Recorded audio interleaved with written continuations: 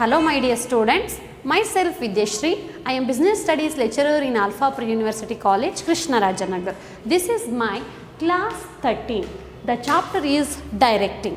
In the last video class, you learnt about the barriers to communications such as semantic barriers and psychological barriers. So these are all done in the last video class. In this class, I am going to explain organizational barriers and personal barriers.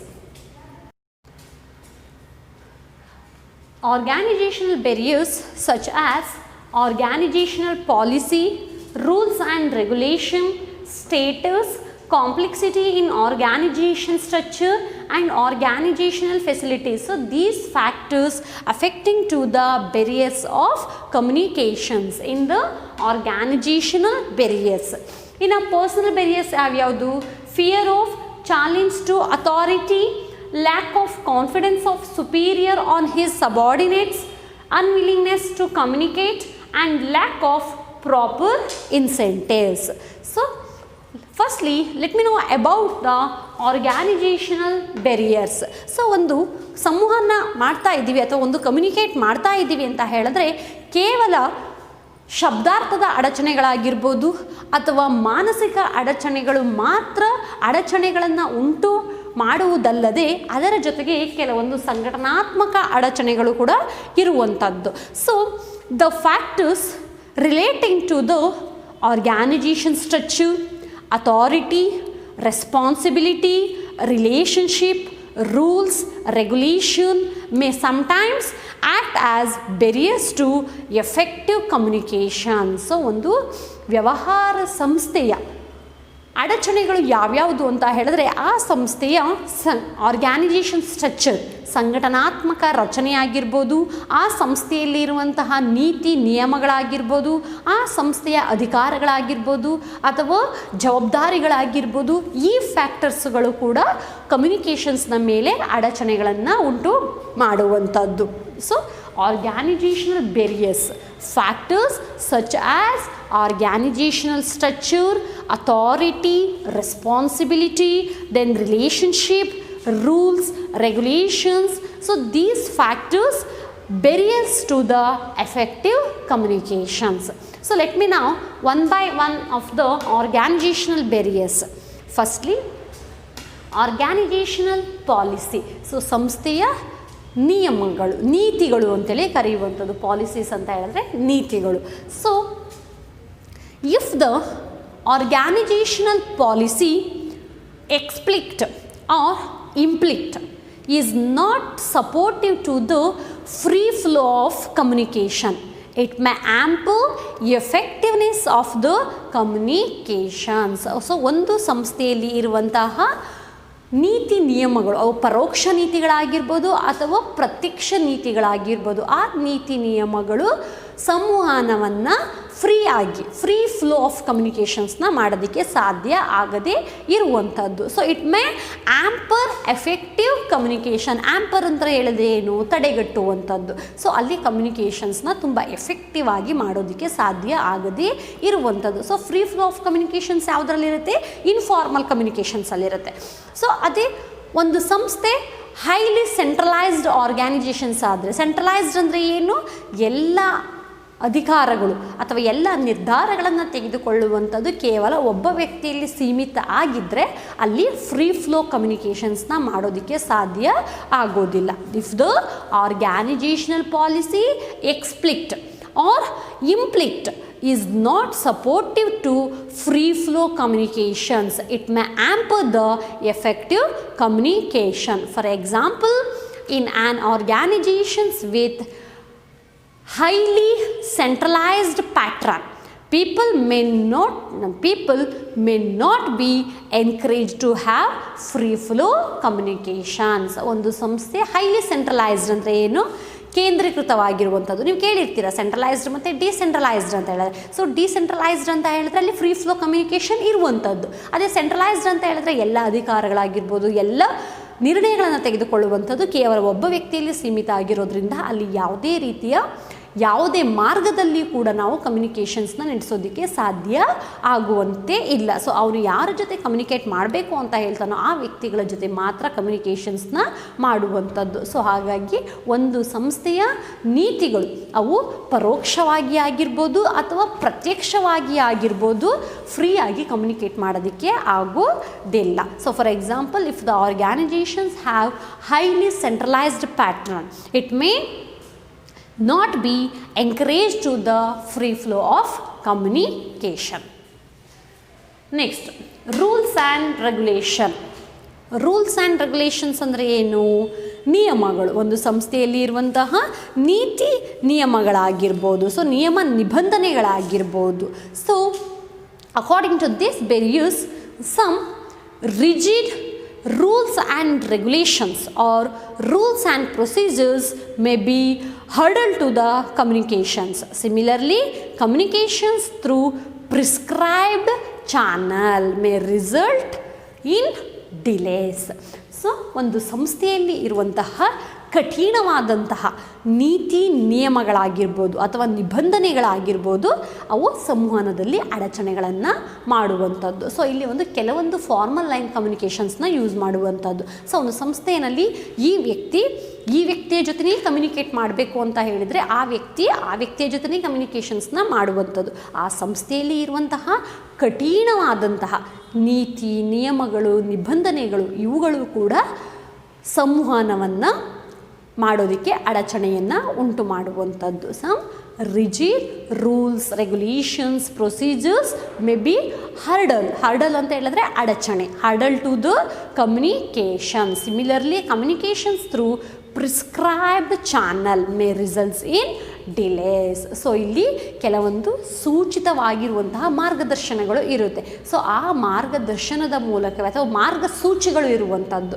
So ಆ ಮಾರ್ಗಸೂಚಿಗಳ ಪ್ರಕಾರವೇ ಏನು ಮಾಡಬೇಕಾಗುತ್ತೆ? ಕಮ್ಯುನಿಕೇಷನ್ಸ್ನ ಮಾಡುವಂಥದ್ದು. We use some prescribed channels, ಸೂಚಿತವಾಗಿರುವಂತಹ ಚಾನಲ್ಸ್ಗಳನ್ನು ಹೇಳಿರುವಂಥದ್ದು. ಆ ಚಾನಲ್ಗಳ ಪ್ರಕಾರನೇ ಏನು ಮಾಡಬೇಕಾಗುತ್ತೆ? ಕಮ್ಯುನಿಕೇಟನ್ನು ಮಾಡುವಂಥದ್ದು. ಸೊ ಕೆಲವೊಂದು ನೀತಿ ನಿಯಮಗಳು, ಕಠಿಣವಾದಂತಹ ನೀತಿ ನಿಯಮಗಳು ನಿಬಂಧನೆಗಳು ಕೂಡ ಸಂವಹನದಲ್ಲಿ ಅಡಚಣೆಗಳನ್ನು ಉಂಟು ಮಾಡುವಂಥದ್ದು.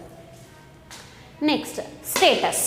ಏನು ಸ್ಟೇಟಸ್ ಅಂತ ಹೇಳಿದ್ರೆ ಅಂತಸ್ತು ಅಂತೇಳಿ ಕರಿತೀವಿ. ಸ್ಟೇಟಸ್ ಅಂದರೆ ಏನು? Ranking positions in the organisations. ಒಬ್ಬ ವ್ಯಕ್ತಿ ಒಂದು ಸಂಸ್ಥೆಯಲ್ಲಿ ಹೊಂದಿರುವಂತಹ ಸ್ಥಾನವನ್ನು ನಾವು ಸ್ಟೇಟಸ್ ಅಂತೇಳಿ ಕರೆಯುವಂಥದ್ದು. ಸೊ ಆ ಸ್ಟೇಟಸ್ ಆ ವ್ಯಕ್ತಿಯ ಕೆಲಸದಿಂದ ಆಗಿರ್ಬೋದು, ಆ ವ್ಯಕ್ತಿ ಹೊಂದಿರುವಂತಹ ಅಥಾರಿಟಿ ಆಗಿರ್ಬೋದು ಅಥವಾ ರೆಸ್ಪಾನ್ಸಿಬಿಲಿಟಿ ಆಗಿರ್ಬೋದು. ಸೊ ಇವೆಲ್ಲ ಏನು ಮಾಡುತ್ತೆ? ಆ ವ್ಯಕ್ತಿಯ ಅಂತಸ್ತನ್ನು ತಿಳಿಸುವಂಥದ್ದು.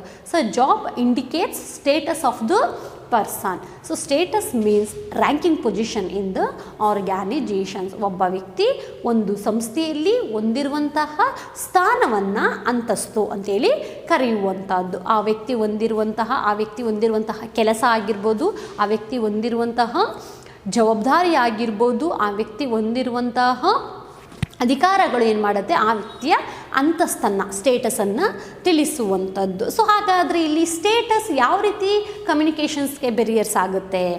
So status of the superiors may create psychological distance him and his subordinates. So ಮೇಲಧಿಕಾರಿಯು ತನ್ನ ಅಧೀನ ವ್ಯಕ್ತಿಗಳೊಡನೆ ಸಂಪರ್ಕವನ್ನು ಹೊಂದಿಲ್ಲದೆ ಇರುವಂಥದ್ದು. ಅಲ್ಲಿ ಏನು ಮಾಡುವಂಥದ್ದು? ಸ್ಟೇಟಸನ್ನು ಮೇಂಟೈನ್ ಮಾಡುವಂಥದ್ದು. ಸೊ ಎಲ್ಲಿ ನಾನು ಹೈ ಲೆವೆಲ್ ಕೆಲಸದಲ್ಲಿ ಇದ್ದೀನಿ, ನಾನು ಕೆಳವರ್ಗದವರ ಜೊತೆ ಕಮ್ಯುನಿಕೇಟನ್ನು ಮಾಡದೇ ಇರುವಂಥದ್ದು.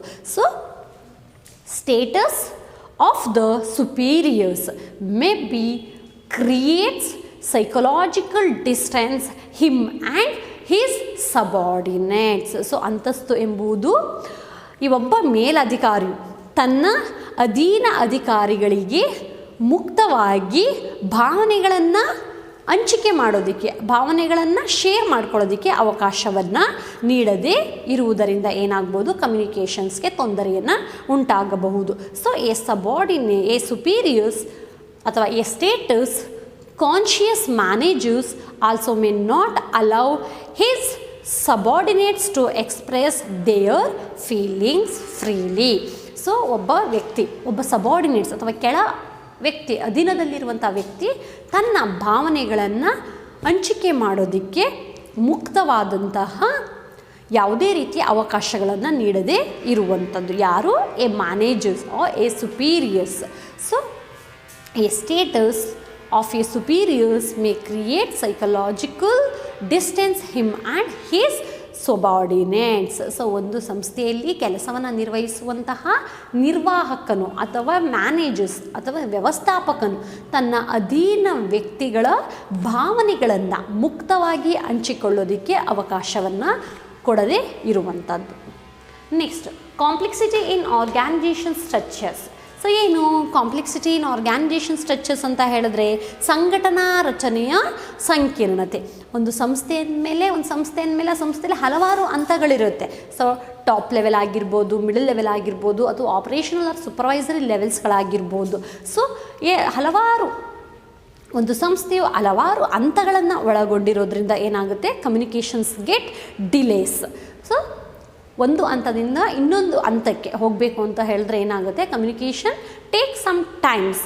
So it may take delays. So a number of filtering points as are more.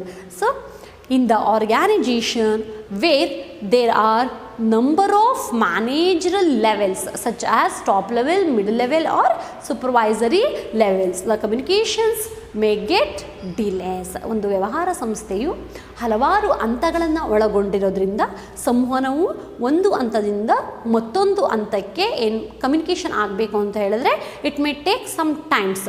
So communication take delays from one levels to another levels.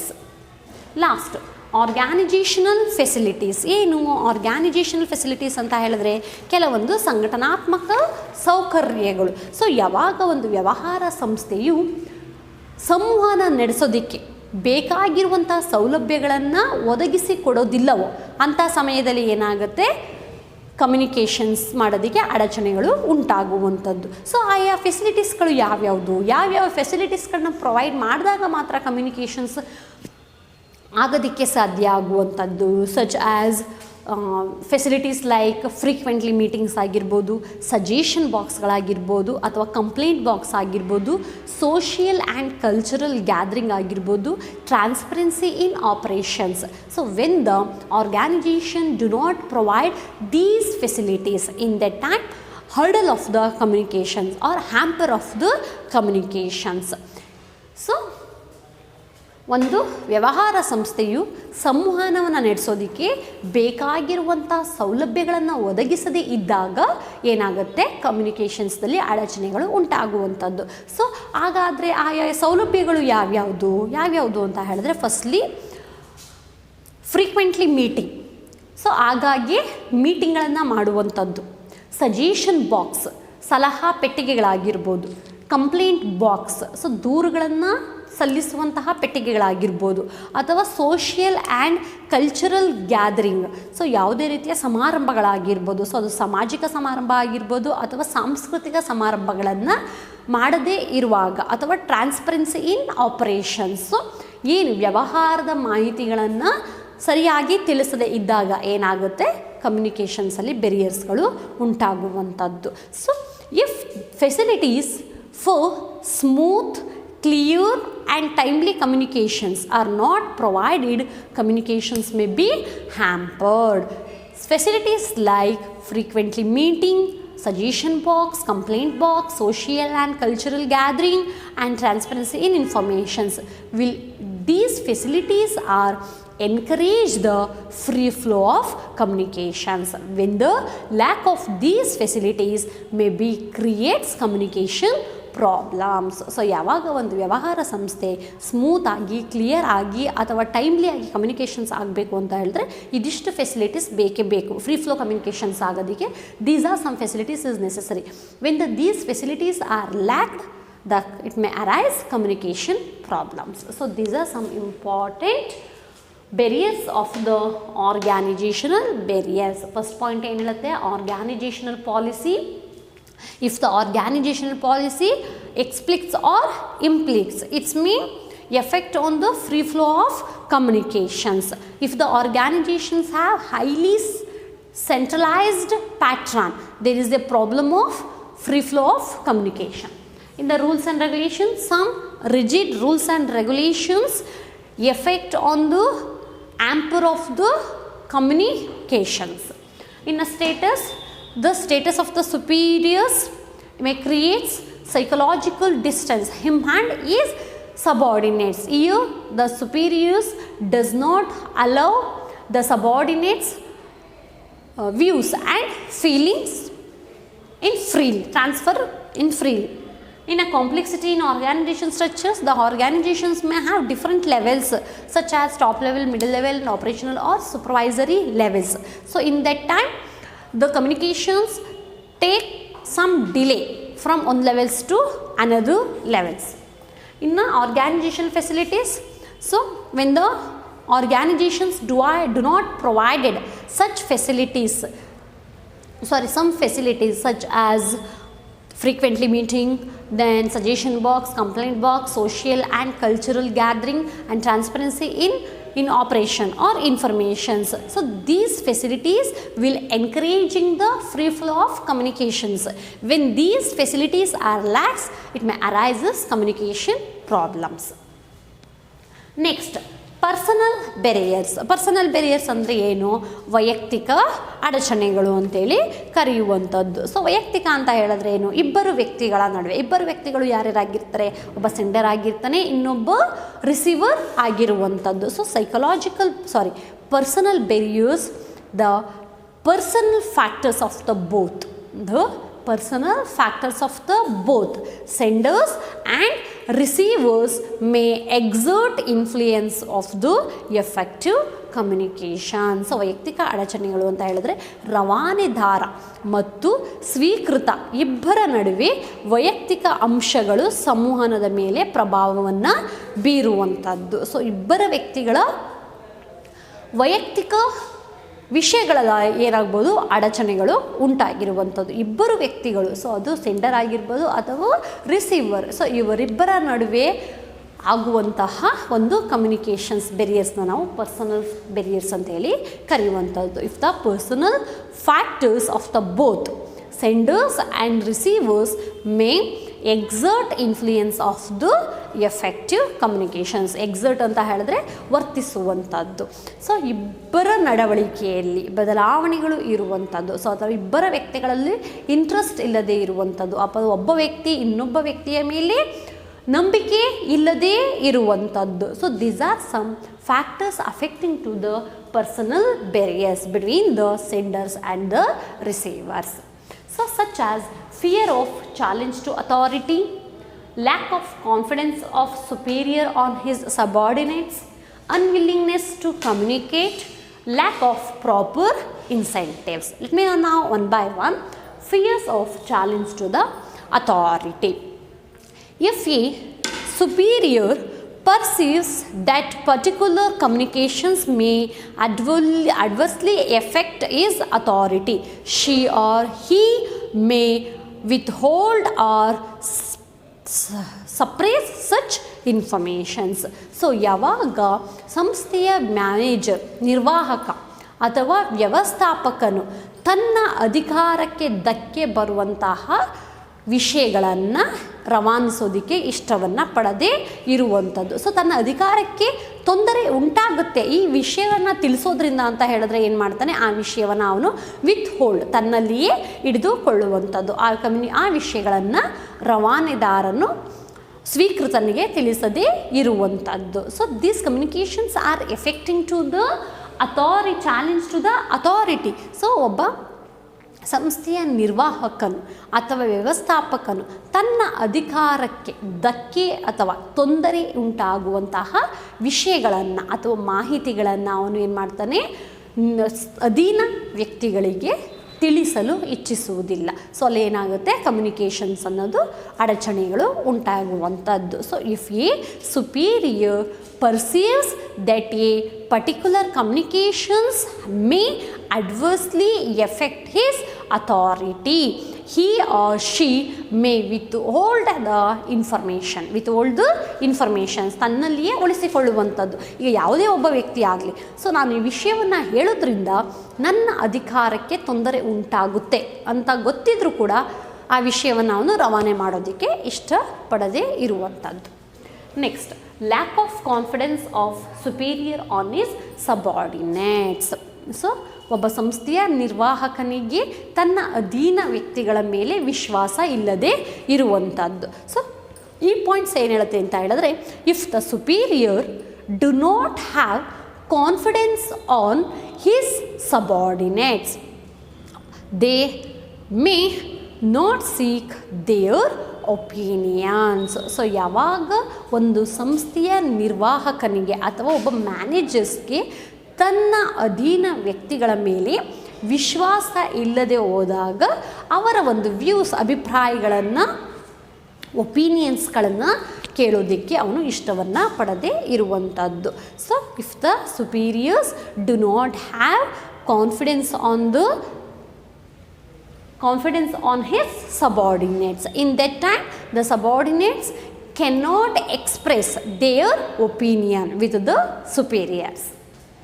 Next, unwillingness to communicate ಮಾಡೋದಕ್ಕೆ ಇಷ್ಟ ಇಲ್ಲದೆ ಇರುವಂಥದ್ದು. ಸೊ ಅನ್ವಿಲ್ಲಿಂಗ್ನೆಸ್ ಅಂತ ಹೇಳಿದ್ರೆ ಇಷ್ಟ ಇಲ್ಲದೆ ಇರುವಂಥದ್ದು. ಈಗ ಕಮ್ಯುನಿಕೇಷನ್ ಮಾಡೋದಕ್ಕೆ ಇಷ್ಟ ಇಲ್ಲ ಅಂತ ಹೇಳಿದ್ರೆ ಆ ಕಮ್ಯುನಿಕೇಟ್ ಮಾಡ್ತಾನೆ ಆ ವ್ಯಕ್ತಿ, ಯಾವುದೇ ಒಬ್ಬ ವ್ಯಕ್ತಿಯು ಯಾವುದೇ ಒಂದು ವಿಷಯವನ್ನು ಹೇಳೋದಕ್ಕೆ ಇಷ್ಟಪಟ್ಟಾಗ ಮಾತ್ರ ಆ ಕಮ್ಯುನಿಕೇಷನ್ನು ಸಕ್ಸಸ್ಸಿವ್ ಆಗೋದಕ್ಕೆ ಸಾಧ್ಯ ಆಗುವಂಥದ್ದು. So according to this points ಏನು ಹೇಳುತ್ತೆ ಅಂತ ಹೇಳಿದ್ರೆ, sometimes subordinates may not be prepared to communicate with their superiors if they perceive that it may adversely affect their interest. According to ಏನು ಹೇಳ್ತಾನೆ ಅಂತ ಹೇಳಿದ್ರೆ, ಅಧೀನರಿಗೆ ಸಂವಹನದಿಂದ ತೊಂದರೆ ಕಂಡು ಬಂದರೆ ಅವರು ಮೇಲಾಧಿಕಾರಿಗಳ ಜೊತೆ ಸಂವಹನಿಸಲು ಇಷ್ಟವನ್ನು ಪಡದೇ ಇರುವಂಥದ್ದು. ಸೊ ಇವಾಗ ಸಬಾರ್ಡಿನೇಟ್ಸ್ಗಳಿಗೆ ಯಾವುದಾದ್ರೂ ಒಂದು ವಿಷಯವನ್ನು ಹೇಳಬೇಕು ಅಂದ್ಕೊತಾರೆ, ಬಟ್ ಆ ವಿಷಯದಿಂದ ಅವರಿಗೆ ತೊಂದರೆ ಉಂಟಾಗುತ್ತೆ, ಆ ಸಬಾರ್ಡಿನೇಟ್ಸ್ಗಳಿಗೆ ತೊಂದರೆ ಉಂಟಾಗುತ್ತೆ ಅಂತ ಹೇಳಿದ್ರೆ ಸಬಾರ್ಡಿನೇಟ್ಸ್ಗಳು ಮೇಲಧಿಕಾರಿಯ ಜೊತೆ ಅಧಿಕಾರಿಯ ಜೊತೆ ಕಮ್ಯುನಿಕೇಟ್ ಮಾಡೋದಕ್ಕೆ ಇಷ್ಟವನ್ನು ಪಡದೇ ಇರುವಂಥದ್ದು. ಸೊ ಅಧೀನರಿಗೆ ಸಂವಹನದಿಂದ ತೊಂದರೆ ಕಂಡು ಬಂದರೆ ಅವರು ಮೇಲಾಧಿಕಾರಿಗಳ ಜೊತೆ ಸಂವಹನವನ್ನು ಮಾಡೋದಕ್ಕೆ ಇಷ್ಟವನ್ನು ಪಡದೇ ಇರುವಂಥದ್ದು. So sometimes subordinates may not have prepared to communicate with their superiors if they perceive that if they adversely affect their interest. So ಅವರ ಹಿತಾಸಕ್ತಿಗಳಿಗೆ ತೊಂದರೆ ಉಂಟಾಗುತ್ತೆ ಅಂತ ಹೇಳಿದ್ರೆ ಅಧೀನ ವ್ಯಕ್ತಿಗಳು ಮೇಲಾಧಿಕಾರಿಯ ಜೊತೆ ಸಂವಹನವನ್ನು ಮಾಡೋದಕ್ಕೆ ಇಷ್ಟವನ್ನು ಪಡದೇ ಇರುವಂಥದ್ದು. Next, lack of proper incentive. ಏನು ಲ್ಯಾಕ್ ಆಫ್ ಪ್ರಾಪರ್ ಇನ್ಸೆಂಟಿವ್ ಅಂತ ಹೇಳಿದ್ರೆ ಸಮರ್ಪಕ ಉತ್ತೇಜನಗಳ ಕೊರತೆ. So if there is no motivation or there is no incentive for communications, subordinates may not take initiative to communicate. For example, ಇವಾಗ ಒಂದು ವ್ಯವಹಾರ ಸಂಸ್ಥೆಯಲ್ಲಿ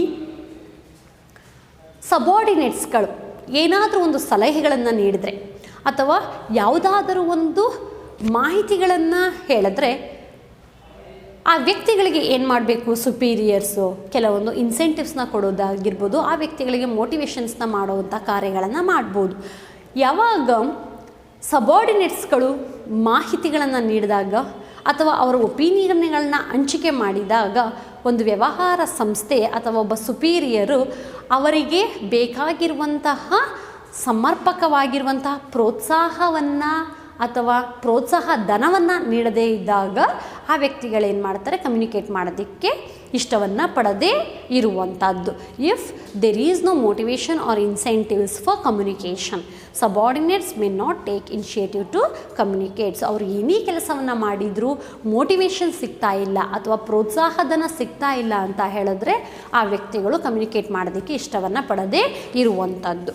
so ಅಧೀನರು ನೀಡಿದ ಉತ್ತಮ ಸಲಹೆಗಳಿಗೆ ಯಾವುದೇ ಪುರಸ್ಕಾರ ಸಿಗದಿದ್ದಾಗ ಅವರು ಸಂವಹನ ಮಾಡಲು ಇಷ್ಟವನ್ನು ಪಡದೇ ಇರುವಂಥದ್ದು. ಸೊ ಇವಾಗ ಸಬಾರ್ಡಿನೇಟ್ಸ್ ಯಾವುದಾದ್ರೂ ಒಂದು ವಿಷಯದ ಬಗ್ಗೆ ಸಲಹೆಯನ್ನು ನೀಡಿದಾಗ ಅಥವಾ ಯಾವುದಾದ್ರೂ ಒಂದು ಪ್ರಾಬ್ಲಮ್ಗಳನ್ನು ಸಾಲ್ವ್ ಮಾಡಿದಾಗ ಅವರಿಗೆ ಯಾವುದೇ ರೀತಿಯ ಪುರಸ್ಕಾರಗಳು ಸಿಗದೇ ಇದ್ದಾಗ ಏನು ಮಾಡ್ತಾರೆ, ಆ ವ್ಯಕ್ತಿಗಳು ಕಮ್ಯುನಿಕೇಟ್ ಮಾಡೋದಕ್ಕೆ ಇಷ್ಟವನ್ನು ಪಡದೇ ಇರುವಂಥದ್ದು. So these are some important personal barriers. First point ಏನು ಹೇಳುತ್ತೆ, fears of challenge to authority.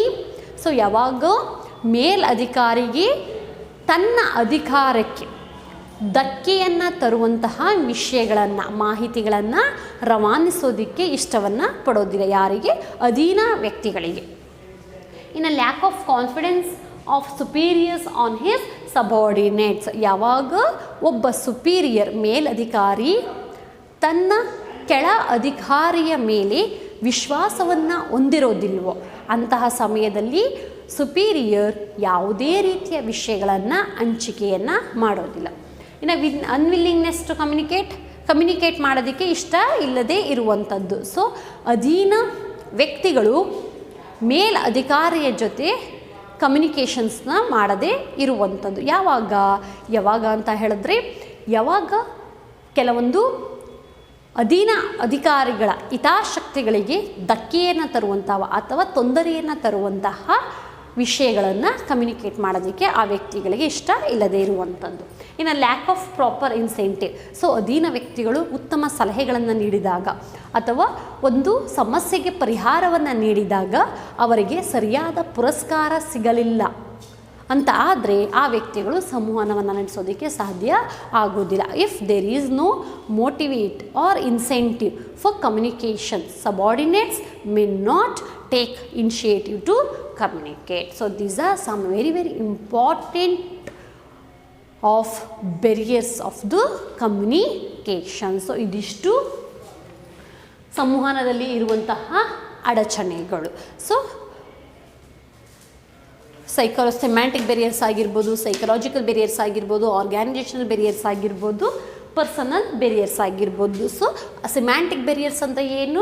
ಶಬ್ದಾರ್ಥಗಳಲ್ಲಿ ಬರುವಂತಹ ಅಡಚಣೆಗಳು. ಯೂಸಿಂಗ್ ಆಫ್ ಇನ್ಅಡಕ್ವೇಟ್ ವೊಕಾಬುಲರಿ ಆಗಿರ್ಬೋದು, ಯೂಸಿಂಗ್ ಆಫ್ ರಾಂಗ್ ವರ್ಡ್ಸ್ ಆಗಿರ್ಬೋದು, ಒಮಿಷನ್ ಆಫ್ ನೀಡೆಡ್ ವರ್ಡ್ಸ್ ಆಗಿರ್ಬೋದು, ಅಥವಾ ಬ್ಯಾಡ್ಲಿ ಎಕ್ಸ್ಪ್ರೆಸ್ಡ್ ಮೆಸೇಜ್ ಆಗಿರ್ಬೋದು, ಅಥವಾ a single word may have several ಮೀನಿಂಗ್ಸ್ಗಳಾಗಿರ್ಬೋದು, ಅಥವಾ ಫಾಲ್ಟಿ ಟ್ರಾನ್ಸ್ಲೇಷನ್ ಆಗಿರ್ಬೋದು, ಅನ್ಕ್ಲಾರಿಫೈಡ್ ಅಸಂಪ್ಷನ್ಸ್ ಆಗಿರ್ಬೋದು, ಟೆಕ್ನಿಕಲ್ ಜಾರ್ಗನ್ ಆಗಿರ್ಬೋದು, ಅಥವಾ ಗೆಸ್ಚರ್ ಆಗಿರ್ಬೋದು. So these are some semantic barriers. So semantic barriers is concerned with the process of encoding and decoding. Semantic barriers is concerned with problems and obstructions in the process of encoding and decoding of the message into words and impression. So ಶಬ್ದಾರ್ಥಗಳಲ್ಲಿ ಬರುವಂತಹ ಇದು ಅಡಚಣೆಗಳು. ಇನ್ನು psychological ಬೆರಿಯರ್ಸ್ ಅಂತ ಹೇಳಿದ್ರೆ ಮಾನಸಿಕ ಅಡಚಣೆಗಳು. So ಅದು ಸಬಾರ್ಡಿನೇಟ್ಸ್, ವೈಯಕ್ತಿಕ ವಿಷಯಗಳಾಗಿರ್ಬೋದು ಅಥವಾ ವೈಯಕ್ತಿಕವಾಗಿ ಹಿತಾಸಕ್ತಿಗಳನ್ನು ನೀಡದೇ ಇರುವಂಥದ್ದು, ಆಸಕ್ತಿ ಇಲ್ಲದೆ ಕಮ್ಯುನಿಕೇಟ್ ಮಾಡಿದಾಗ ಅಥವಾ ಗಮನವನ್ನು ಹರಿಸದೆ ಕಮ್ಯುನಿಕೇಟ್ ಮಾಡಿದಾಗ ಆಗುವಂತಹ ಬೆರಿಯರ್ಸು ಸೈಕಲಾಜಿಕಲ್ ಬೆರಿಯರ್ಸು. ಸೊ ಇನ್ನು ಆರ್ಗ್ಯಾನೈಸೇಷನಲ್ ಬೆರಿಯರ್ಸ್ ಅಂತ ಹೇಳಿದ್ರೆ ಆ ಒಂದು ಸಂಸ್ಥೆಯ ರೂಲ್ಸ್ ಆ್ಯಂಡ್ ರೆಗ್ಯುಲೇಷನ್ಸ್ ಆಗಿರ್ಬೋದು, ಆರ್ಗ್ಯಾನೈಸೇಷನಲ್ ಪಾಲಿಸಿ ಆಗಿರ್ಬೋದು, ಅಥವಾ ಆರ್ಗ್ಯಾನೈಸೇಷನ್ ಸ್ಟ್ರಕ್ಚರ್ಸ್ ಆಗಿರ್ಬೋದು, ಆ ಸಂಸ್ಥೆಯಲ್ಲಿ ಇರುವಂತಹ ರೆಸ್ಪಾನ್ಸಿಬಿಲಿಟೀಸ್ ಆಗಿರ್ಬೋದು, ರಿಲೇಷನ್ಶಿಪ್ ಆಗಿರ್ಬೋದು, these factors examples of the organisational barriers. ಇನ್ನು ಪರ್ಸನಲ್ ಬೆರಿಯರ್ಸ್ ಅಂತ ಹೇಳಿದ್ರೆ ಇಬ್ಬರು ವ್ಯಕ್ತಿಗಳು ಅಂತ ಹೇಳಿದ್ರೆ ಒಂದು ಸೆಂಡರ್ ಆಗಿರ್ಬೋದು ಅಥವಾ ರಿಸೀವರ್ಸ್ ಆಗಿರ್ಬೋದು. So there is the personal factors of both senders and receiver may exert influence of effective communications. ಇಬ್ಬರು ವ್ಯಕ್ತಿಗಳು, ರವಾನಿದಾರ ಮತ್ತು ಸ್ವೀಕೃತ, ಇಬ್ಬರ ವೈಯಕ್ತಿಕ ಹಿತಾಸಕ್ತಿ ಇಲ್ಲದೆ ಇರುವಂಥದ್ದು, ಕಮ್ಯುನಿಕೇಟ್ ಮಾಡೋದಕ್ಕೆ ಇಂಟ್ರೆಸ್ಟ್ ಇಲ್ಲದೆ ಇರುವಂಥದ್ದು personal barriers between the senders and receivers. So these are some important barriers of the communications. So in this class you learnt about the organizational barriers and personal barriers. So in the next video class I will be explain improving communication effectives. So ಒಂದು ಸಂವಹನವನ್ನು improve ಮಾಡಬೇಕು ಅಂತ ಹೇಳಿದ್ರೆ ಯಾವ ಫ್ಯಾಕ್ಟರ್ಸ್ಗಳು ಅವಶ್ಯಕತೆ ಇದೆ ಅಂತೇಳಿ, so ಅದನ್ನು ನೆಕ್ಸ್ಟ್ ಕ್ಲಾಸಲ್ಲಿ ಎಕ್ಸ್ಪ್ಲೇನ್ ಮಾಡ್ಕೊಡ್ತೀನಿ. Thank you.